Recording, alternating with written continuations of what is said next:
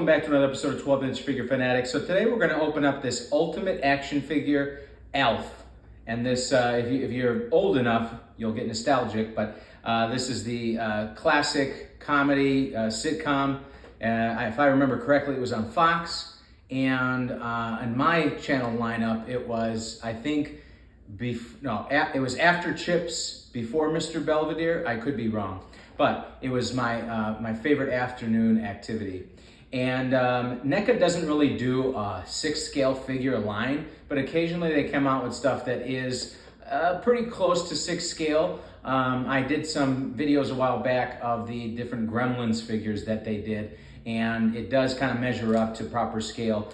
The same case is the case with this ALF figure, so let's check this out. All right, so you got some illustrations of him on the back here. All of those are sort of stills from of the figure, different poses and options. Got a window box here. And yeah, that's pretty much it. So I don't know about you, but I have, looking back, I think I watched the show at the time just because it was something to occupy me, but it wasn't one of my favorites with the menu of options back then. If anything, I would say that I would prefer Small Wonder over ALF. And that was just equally as a ridiculous show. All right. So, oh my gosh, they got this thing all wired up in here.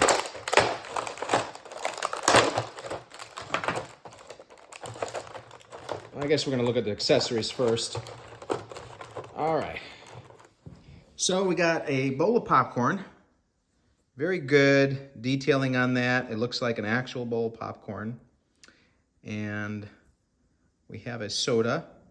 No licensing for Pepsi, so it says Fusco. And yeah, not much to that. If anything, maybe it's about the right size for 6 scale. I was gonna say maybe it's a little too big, but it's okay. Got a sandwich here with the cat in it. If you remember from the show, he likes cats. He never does, I don't think he actually eats one in the show, but there's always like an insinuation of him wanting to. And I don't know what's, maybe that's unprocessed marijuana? I don't know. I don't remember. And we have a picture here. Maybe that's his mom. And yeah, it doesn't move at all, but it's nice that they did the back like that.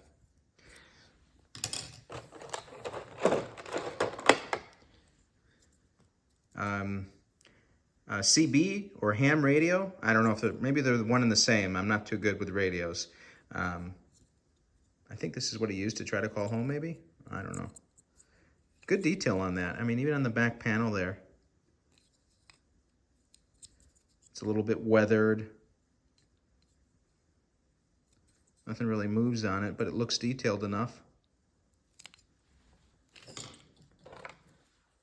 Some sunglasses, Ray-Ban style. And a bunch of hands. And the figure. Whoa!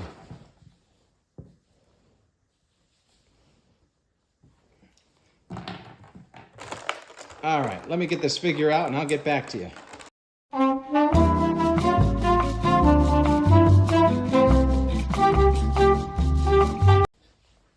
Okay, so here he is.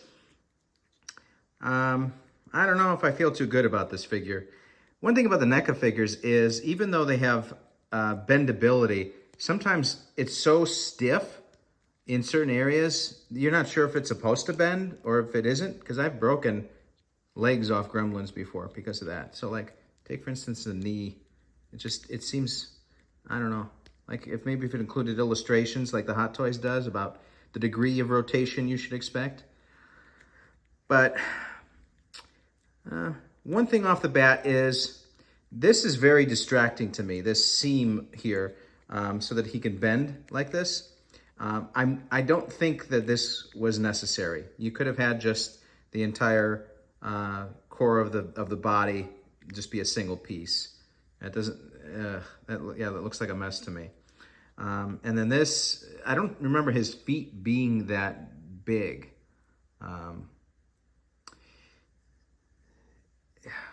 And the sculpt itself, the way they did the texturing on the hair, it looks more wooden, like Pinocchio or Groot from Guardians of the Galaxy. It doesn't have a fur kind of impression to me. It's just kind of all over the place. And then we have this bang here. I don't know how I feel about that. And it looks like the mouth is supposed to move, but it doesn't really move too much, I guess.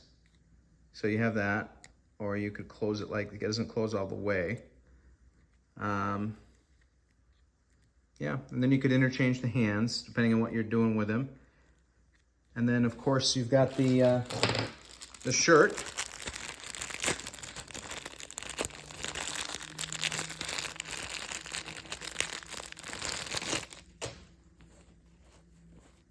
And that is Velcro closure. Interesting 80s style looking thing there. Yeah, let me set this figure up with something and give you my final thoughts. All right, so here he is. I mean, I'm impressed with the assortment of accessories and the option for the different hands. But like I said, with the creases on the body, what I decided I'm probably going to do is, I know it's going to be painstaking, but I'm actually going to try to put some actual fur on here. I'll get some color and texture match at Michael's, and the way you do that is you just essentially you're going all the way across from the bottom of the figure up and doing it in layers. That'll allow me to keep the dexterity that's here, but not have to see these ugly seams all over the place. But I like it stands very easily, and yeah, I'm gonna hang on to it. This is gonna look good, probably very comically next to my X-Files Mulder and Scully, and my E.T. probably have him there as well. But yeah, on a scale of 1 to 10, I'm gonna give this a let's do 8.3. Yeah. Anyways, thanks for tuning in, and don't forget to subscribe. We'll always have more videos on the way as new figures come in. I've got probably 12 or so on back order. Some of them have been back ordered for about a year or two now. And I keep assuming that COVID is what's delaying it, but we'll see. I might have to yell at a few companies in the near future. See you guys later.